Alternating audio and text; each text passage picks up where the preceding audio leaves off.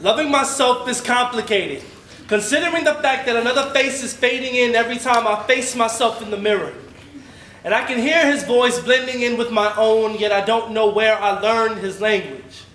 And if my bedroom walls were conscious, they'd be unable to tell the difference between me and the other guy with my name. I wonder if they talk to their cousins on Cell Block D in the middle of the desert because we are both prisoners of the same kind in different holding tanks. At the rate I'm going, I've exchanged just as many kisses with as many women as he's giving kids to.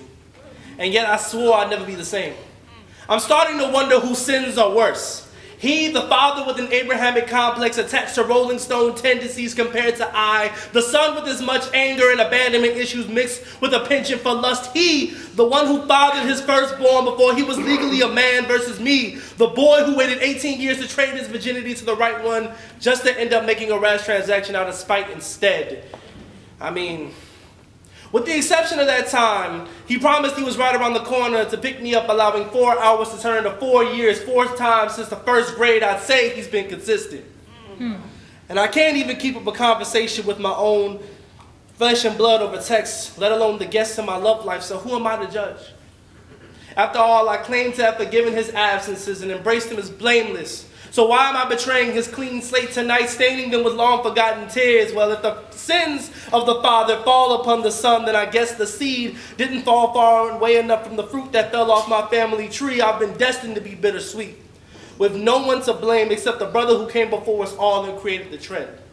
Crafted this tradition of being hard to love but always yearning for affection. This curse is every bit my birthright, embedded in my blood so well it's almost a watermark, and yet I rebelled against it for so long. I never once thought to wonder if the kings of the past felt as lost as Simba standing in the shadow of Mufasa. I've been scarred by the process of growing up without the proper example, while having cautionary tales of average deadbeat niggas drilled and hammered in, to the point where I'm afraid of screwing up as a parent because the two that sparked my flame became smoke and wind, and my embers deserve better than whispers of ashes and cinders on their birth certificates.